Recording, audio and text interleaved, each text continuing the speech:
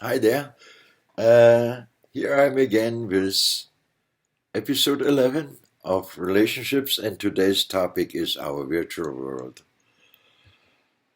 and our global world. It has its advantage and disadvantage, and I would like to get into it.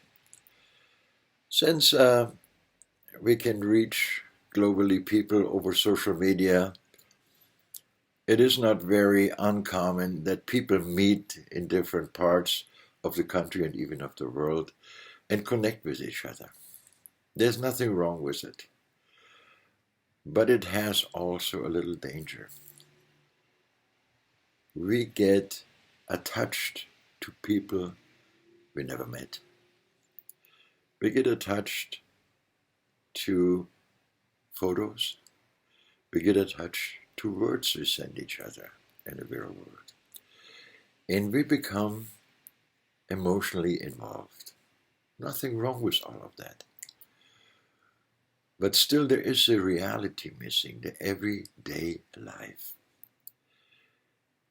It is beautiful, and I want to say it is beautiful that we reach out in the global world because we connect with people with different culture, different food, different heritage, different language. It is beautiful because it's not only educating, but it can also lead us that we finally realize that we're all human beings and we all have feelings. Is it dangerous? Not really. The only danger is disappointments if we let feelings lead us completely. It is important that feelings lead us, but we have to be realistic here. We exchange words, and first there are just to get to know each other. You know what you're doing. Where is what is your favorite food? You like sports. How tall are you? And what you like to do in your free time. You like beach. You like mountains. So we get to know each other with likes and dislikes.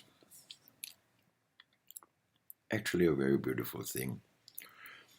And most of the time, I have to admit, the written exchange what people like and dislike is more detailed and more intense. That's when we meet in person.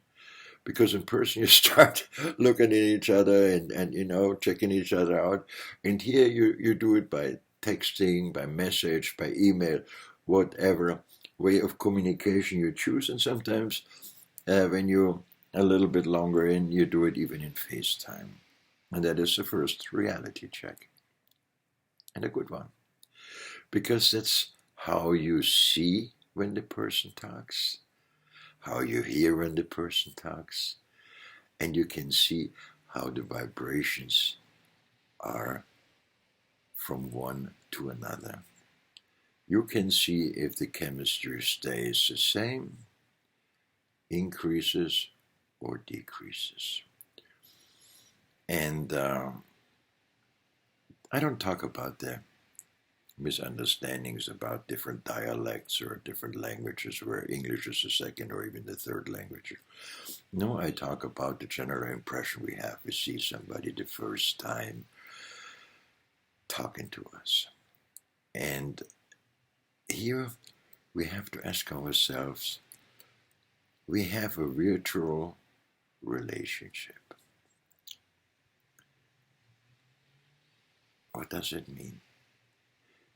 It means there are two people, real people, in different places of the country or the world. They connect with each other, they talk to each other, and they might even develop feelings for each other. Beautiful thing, but reality. Reality is here really, really important. And the most important is, really the utmost important is, what are the real intentions of you and the other person that you connect. What are the real intentions you tell each other that you're fond of each other, that you like each other? What are the real intentions?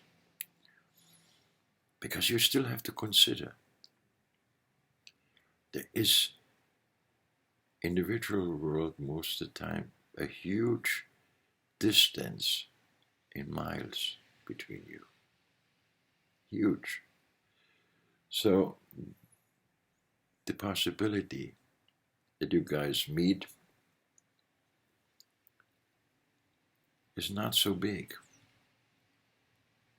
Or that you meet each other often to get to know each other, sitting across, eating soup, eating schnitzel, eating steak, sitting across, drinking wine, sitting next on the couch, watching a movie.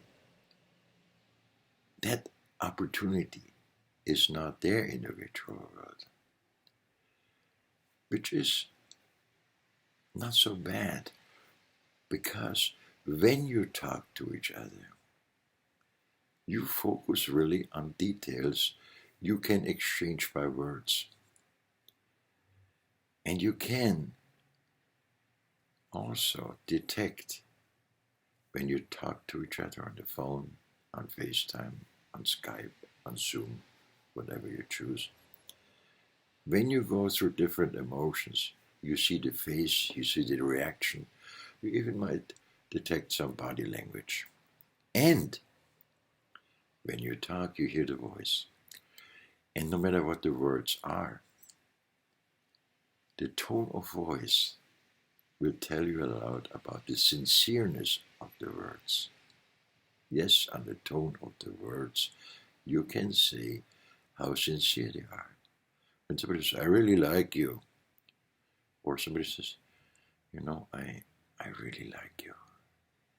See the difference in the tone? You can detect that, and it is good. So you get to know each other virtually, even seeing each other. But what is the outcome of it? A disappointment? Not necessarily. Since really the last few years, these virtual connections, nationwide, worldwide, became quite frequently and often.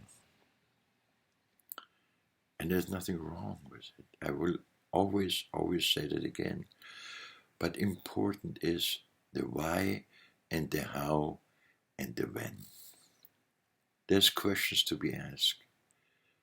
And there are relationships I'm aware of that started that way. And it turned out really good. And I know the opposite as well. It turned out catastrophic. Because by vision something which is not true, and overlooking the red flags. Because when we turn off the phone, when we turn off FaceTime, we think about it, but the red flag is not so present. But if we become aware of red flags, that is a different story. Why is it a different story? Because we can talk virtually to this person about our red flags. We can share our feelings in a text message, in an email, in FaceTime, on Zoom, whatever you choose, and we see how that person reacts to it. Because again, the intentions are very important, even in our virtual world when we connect to people. Can people love each other only virtually? Yes. But we have